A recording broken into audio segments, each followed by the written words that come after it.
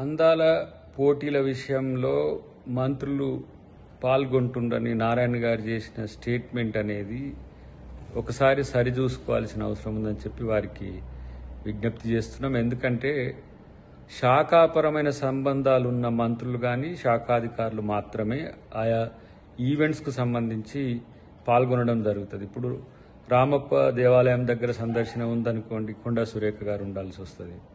ఇతరత్ర పర్యాటక సంబంధించిన అంశాలు వచ్చినప్పుడు వారు జూపల్లి గారు ఉండాల్సి వస్తుంది. ఇంకా ఏవైనా అలాంటి సందర్భాల్లో మంత్రులు వాళ్ళ యొక్క ప్రజెన్స్ అవసరం ఉంటూనే ఉంటారు తప్పితే అందాల పోటీల చుట్టూ తిరగాల్సిన అవసరం లేదు. శాఖాపరమైన అంశాలు చాలా ఉన్నాయి.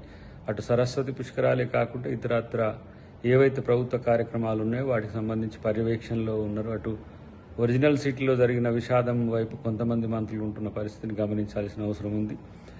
బీజేపీ బీఆర్ఎస్ నాయకులు చేసే స్టేట్మెంట్స్కు ఊతమిచ్చేటట్టుగా నారాయణ గారి స్టేట్మెంట్ ఉందనేది అంశం గమనించాలి.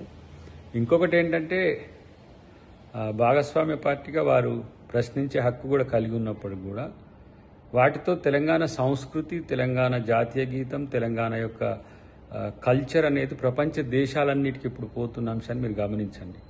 ఇలా కేవలం అందాల పోటీలు అంటే అందాల యొక్క ప్రదర్శన కాకుండా సంస్కృతి సాంప్రదాయాల్లో భాగం చేసి తెలంగాణ అస్తిత్వాన్ని ప్రపంచవ్యాప్తంగా చూపిస్తున్నవని గమనించాల్సిందిగా వారికి కోరుతున్నాం.